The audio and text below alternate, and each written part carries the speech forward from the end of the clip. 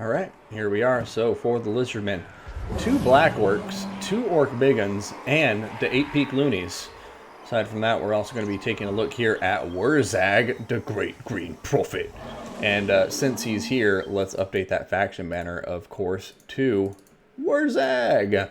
Now, he is going to be accompanied by a Lizardman force that will consist of 3 Skink Cohort. We got some Sacred Croxigore here, an Ancient Salamander, as well as 2 Feral Carnosaurs. Now, I love Croxigore. Aside from that, we have a Salon. I missed the lore of magic, so let's go find him again and figure it out.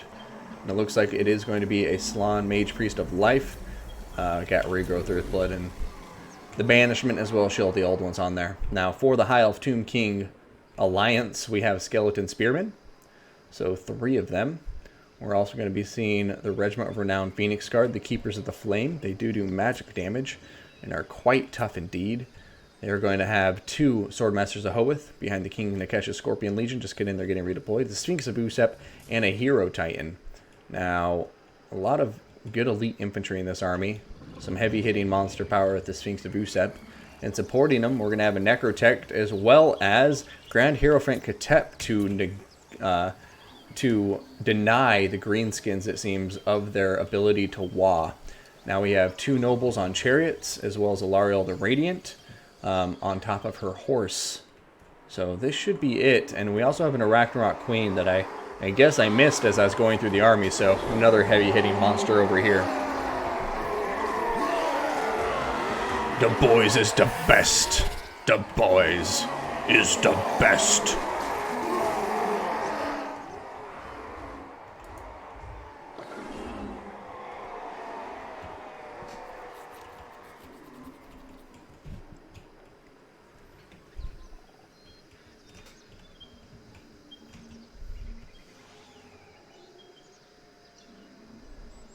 Very evenly matched in terms of models, too. Honestly, if I was the High Elf Tomb Kings, I would stay in the forest just because you're probably better off fighting in the forest with your Swordmasters of Hoeth and Phoenix Guard.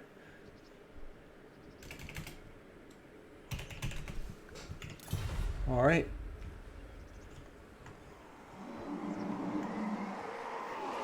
Oh, Skink Chief is over here, too.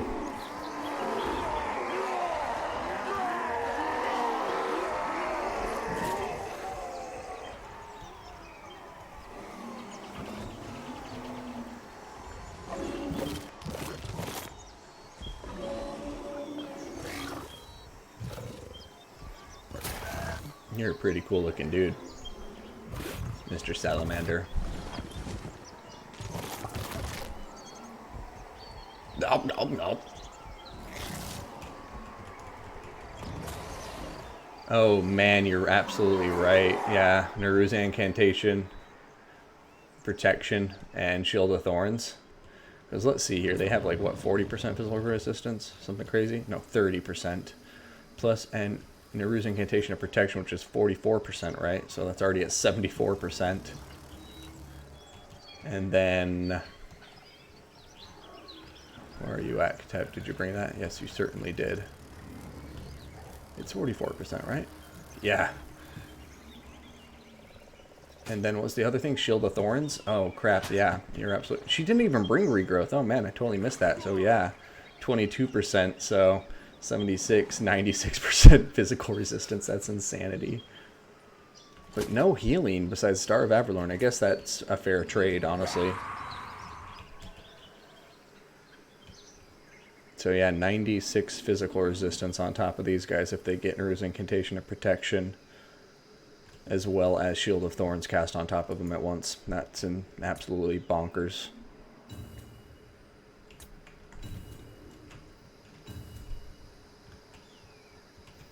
%? Okay, there you go. Fair. I forgot, you're right, because like even if your attack is at like 180 or something, you'll still have like a 90% hit chance. It doesn't let you like go over.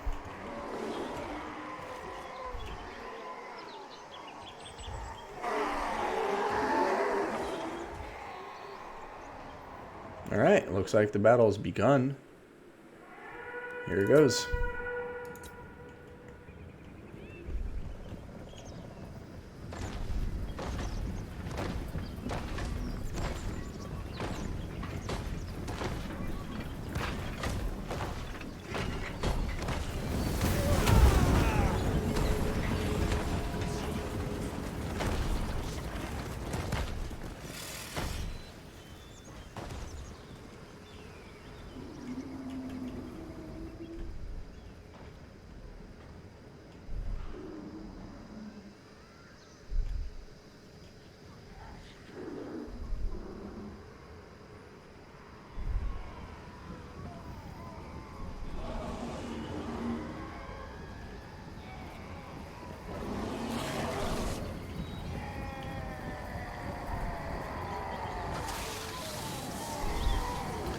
And the first fireball is off.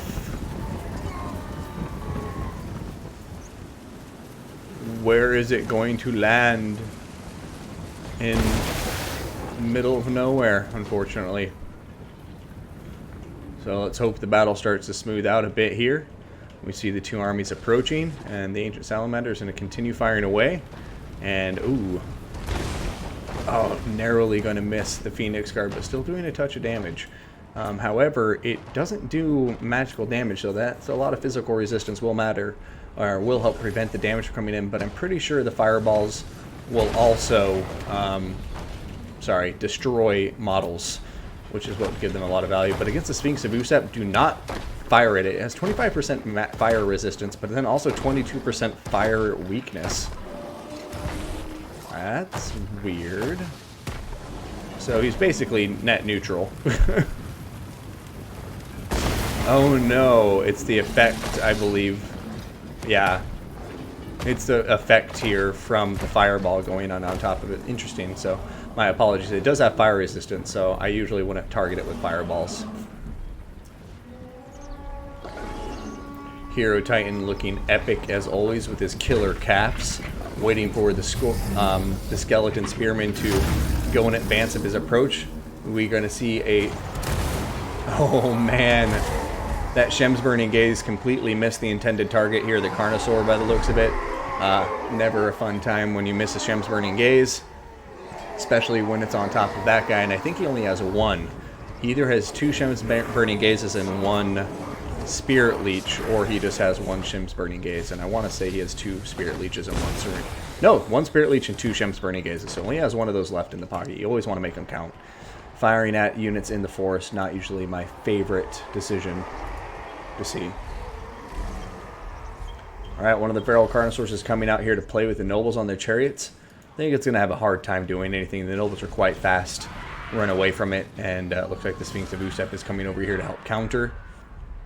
And the fireballs from the Ancient Salamander continue to do minimal damage, it would seem, unless this damage on top of the Necrosphinx is indeed from it.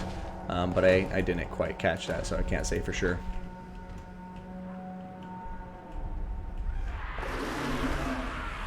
Alright, Feral Carnosaur coming out to play.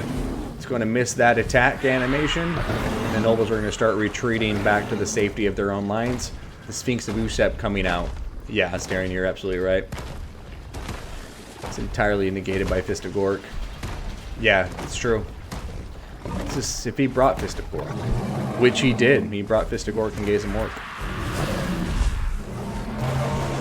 But over here, now the Feral Carnosaur is getting in combat here. The Sphinx of Usep. We're going to be seeing the other Feral Carnosaur come over. The two Nobles are supporting, as is Alariel, but right now one of those Feral Carnosaurs is already taking a lot of damage, but the Arachnarok Queen is coming out, and it looks like we could be seeing the big fight already happening over here. A regrowth on top of the Feral Carnosaur, Arachnarok Queen and the other Feral Carnosaur taking on the Sphinx of Usep, trying to do as much damage as possible. And it looks like the High Elves are abandoning the Necrosphinx to its own doom, and now it's just, look at the health just disappearing non-stop. Wurzag is even coming in here, and the Great Green Prophet doing some nice work. Star of Avalorn is popped down here. We'll see if that can keep him alive, but he's already taken so much damage, I doubt it.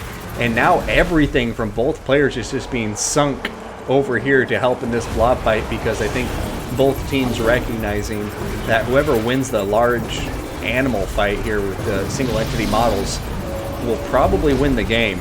But Restore, Nuru's Incantation, a protection, everything is on top of the Sphinx of Usep, desperately trying to keep it alive. Feral Carnosaur is coming after it now. And we'll see. I mean, Black Orcs coming in over here on top of the Swordmasters of Hoeth. And the Keepers of the Flame taking a ton of damage, and I must have missed it. I apologize to everyone, because I don't know how they took that much damage. But there goes, excuse me, the Necrosphinx. The Sphinx of Usep is gone, dead as a doornail, and that's a huge early victory there for the Lizardmen and the Greenskin Alliance within the first 5 minutes of the battle, taking care of that Necrosphinx. The Sandstorm going down here from Ketep. Oh, Spirit Leech going in on top of the Spider Queen. But now look at this. Is Alariel the Radiant going to get taken out here? She's on her horse, trying to get away. In come the Spider Hatchlings, though. They're getting on top of her. They're staying on top of her. And they can potentially chase her off the map. And the Lizardman Skink Chief shooting her all the while. I think we're going to be seeing a Greenskin victory here from Hell's Kitchen, as they are just in a very commanding position as this battle approaches the mid-game. And I don't think we're going to get to a late game at this rate. And oh man, a Shemsburning Gaze, or sorry, no, Gaze of Mork coming down here from Wurzag. To add insult to injury, she's down to 69 HP. One more attack from one of these Spider Hatchlings, probably going to be enough to kill her off. That is if they can get an attack down on top of her, as she seems to be just a little bit too fast for them. Okay, wait, is that going to get poisoned down? No, okay, maybe not. We'll keep an eye over there, but they are reaching the limit of what they can do. Their summon is about to run out, and Alariel the Radiant could survive, and I think Wurzag recognizes the threat there and is going to go try and chase her down.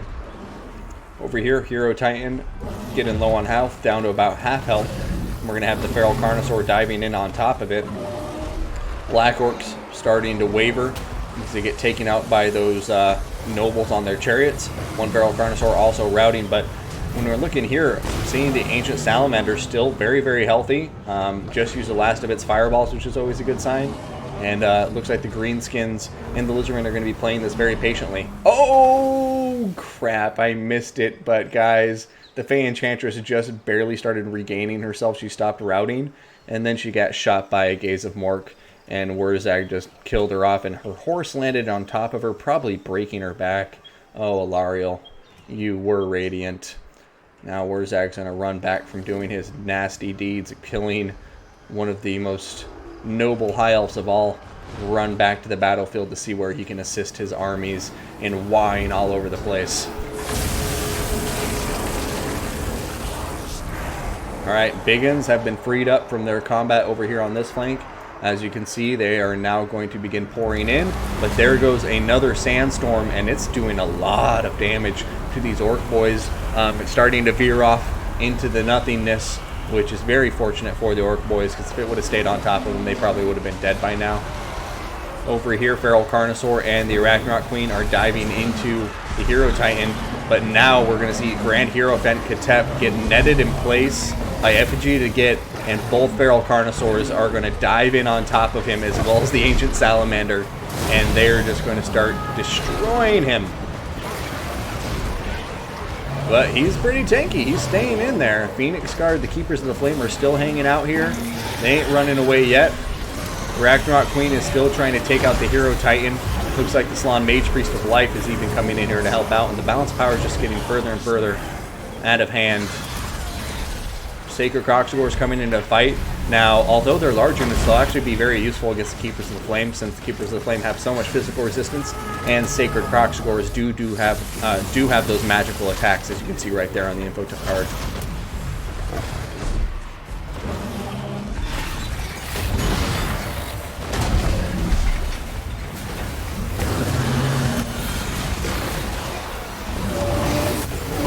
Yeah, Hero Titan may be going down here very soon.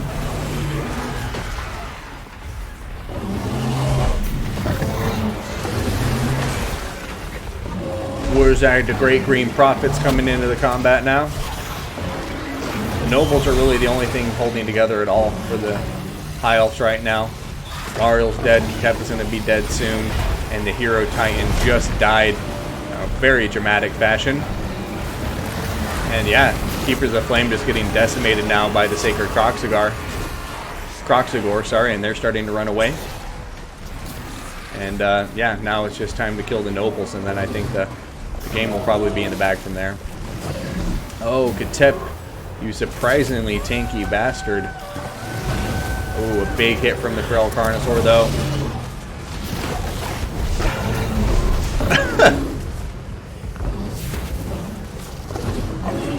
Da na na na na da na na na na da na na na na na na na da na na na na da na na na na da na na na na Jurassic Park theme song. Okay, now that I've done that, congratulations to Hell's Kitchen, making it a 1-1 game here. Chief Scott and Gordon Ramsay, I like that army quite a lot. They just seem to have the right tools to deal with what was brought against them. And I do have to say, I mean,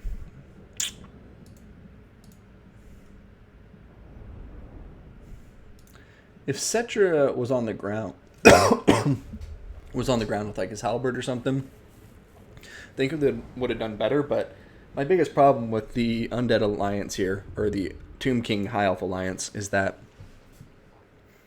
I just don't really see enough to kill a dino blob. I mean, the Keepers of the Flame are tough, but they're susceptible to range damage, artillery, things like that, and that can really ruin their day. And the Sphinx of Usep is great, but not if he's going up solo, for the most part, against 2 Feral Carnosaurs and an Arachnarok Queen. Like, that's a pretty devastating combination. So 3-to-1 advantage in terms of the heavy-hitting single models. Now, Hero Titan's great and all, but it's not like he's great in combat against other single entity models. And so for me, if you don't have, like, if you wanted this to work and to get use out of the Sphinx of Usep, I really would have liked to have either seen more support for it if it came to a monster mash. And that support could have been either another monster, you know, Star Dragon, something like that, or perhaps even better, some ranged power. Ushabti with great bows, not the Regiment of Renown, just regular Ushabti with great bows, can do so much damage to Aslan Mage Priest. They can kill him in the blink of an eye. Same with Feral Carnosaurs and the Arachnarok Queen. So I think it's just one of those things where if you're going to bring one large unit when you're going up against 2 factions that you know could bring a monster squad, you need to have a bit more tools in your shed to deal with that monster squad, because Nobles on Chariots are great and they have mass, they can help pin them in place, but it's not like they're going to kill a Feral Carnosaur. Like, the Feral Carnosaur will kill them. And then Swordmaster's Hoeth, also great kills here. They're cleaving their way through the infantry, but when it comes to monsters, they're just going to get run over. And the Keepers of the Flame, another unit that's excellent, but you need some more mass to pin the units in place to get use out of them. And really the only mass here was the Nobles on their Chariots and these 2 single entity models. Whereas when you look at this army, the mass that we're seeing is, first of all, like I said, the 3 huge dinos. I mean, the 2 huge dinos and the Queen. And then you also have Black Orcs with pretty good mass. You have a net with effigy to get from Wurzag. And then you have these Croxagore, the Sacred Croxagore. So, I don't know. I guess this Greenskin army, in hindsight, I think its biggest weakness was its lack of mobility. Like, if these guys would have gone for a heavy ranged force, I don't think this army would have been able to tie down many ranged units before it gets shot to death. There's no, like, spider riders to run around and harass artillery or, you know, ranged infantry. And yeah, I honestly just think if these guys would have had some range fire, this army would have blown up. But because both teams went so focused on melee, like, there's no range units in here at all. Since both teams went so focused on just melee and brought no range units, clearly the faction that had more heavy hitting melee units